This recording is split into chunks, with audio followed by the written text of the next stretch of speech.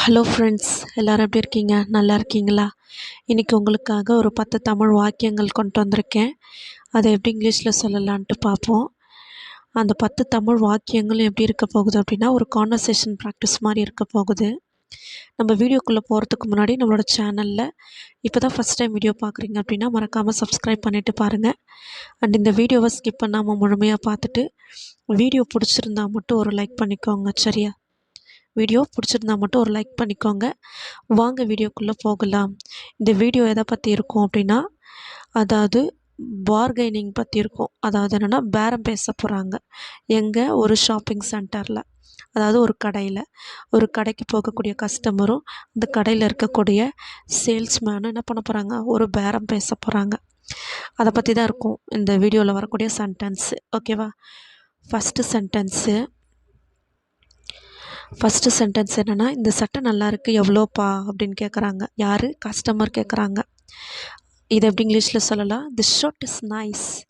This shirt is nice. How much அப்படின்னு கேட்குறாரு. யார்? கஸ்டமர். அடுத்த சென்டென்ஸு, கொடுங்க, ப்ரைஸ் டேக் பார்த்துட்டு சொல்கிறேன்.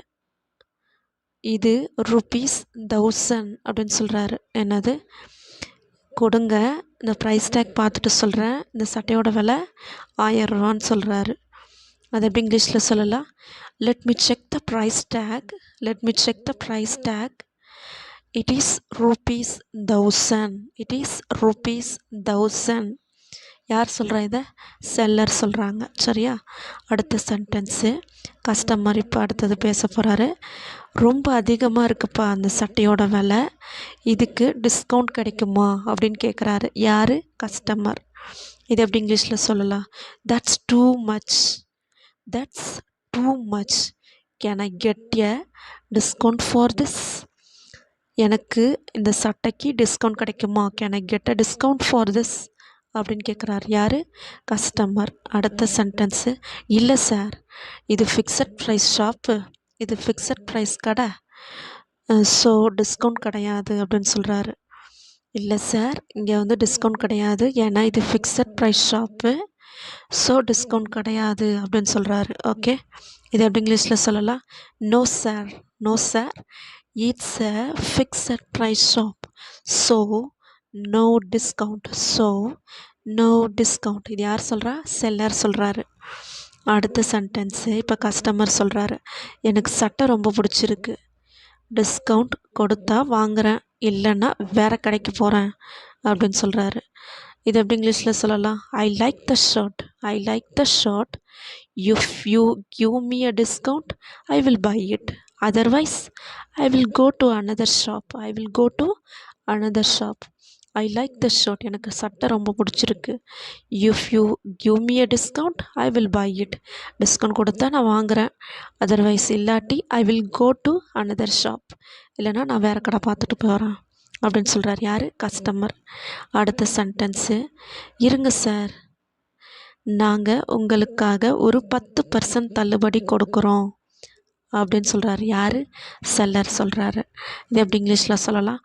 Wait sir, wait sir, we can offer a maximum of 10% discount just for you அப்படின்னு சொல்கிறாரு. என்னென்னா, வெயிட் பண்ணுங்கள் சார், கொஞ்சம் வெயிட் பண்ணுங்கள் sir, we can offer a maximum of, அதிகபட்சமாக எங்களால் ஒரு 10% டிஸ்கவுண்ட் கொடுக்க முடியும், அதுவும் உங்களுக்காக மட்டும் அப்படின்னு சொல்கிறாரு. Okay, we can offer a maximum of discount.